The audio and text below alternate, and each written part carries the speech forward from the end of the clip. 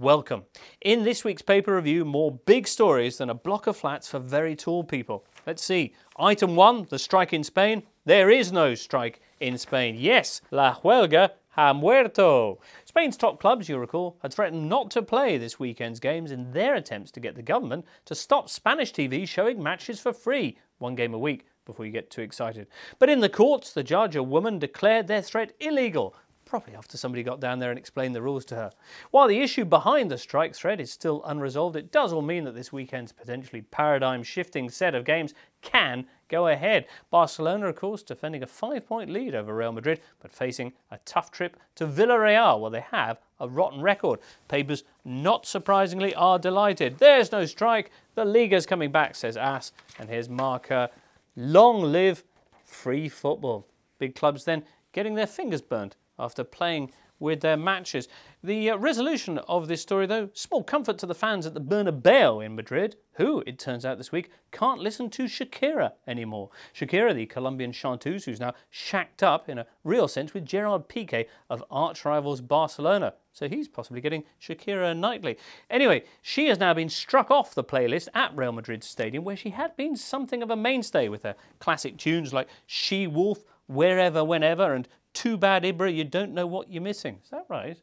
Real themselves have denied the story, but the papers insist that her waka waka music is now prohibited. So it's clear that, unlike the great lady's hips, someone is lying. Moving on then, and Italy, where at Roma, American Tom DiBenedetto is now all but confirmed as Serie A's first big foreign owner. Preliminary agreement has been signed this week. The handover, though, to DiBenedetto's group won't happen until mid-April. Rome wasn't bought in a day, I suppose. There's certainly no shortage of excitement about this in the Eternal City, helped indeed by the Americans' very own crowd-pleasing interview this weekend with the Gazzetta dello Sport.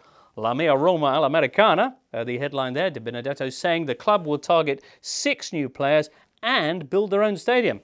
And he wants a team that can challenge for the title every year. But in the meantime, he's bought Roma.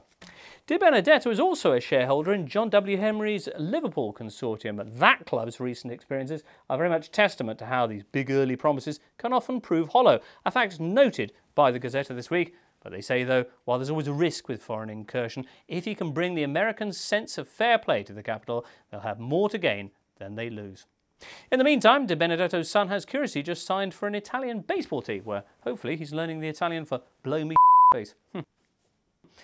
Well, next, if American takeovers are often rife with uncertainty, the same allegedly is not true of certain Italian matches. Yes, once again, the FA in Italy have opened inquiries into suspicious betting patterns in a series of games, including, intriguingly, one that hasn't even been played yet.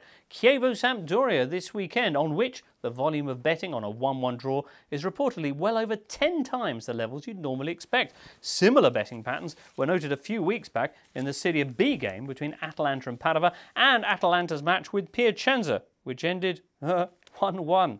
Special observers have thus been dispatched to the Chievo game to make sure nothing untoward takes place, much as they did, in fact, last year when Chievo came under suspicion for their game with Catania. I wonder how that one ended. 1-1.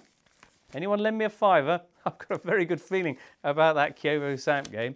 Anyway, do join us next week to see how the match at the Bendigodi turns out, and if ever a stadium was more appropriately named, I'd be amazed to hear about it. For now, though, that's it from this paper roundup.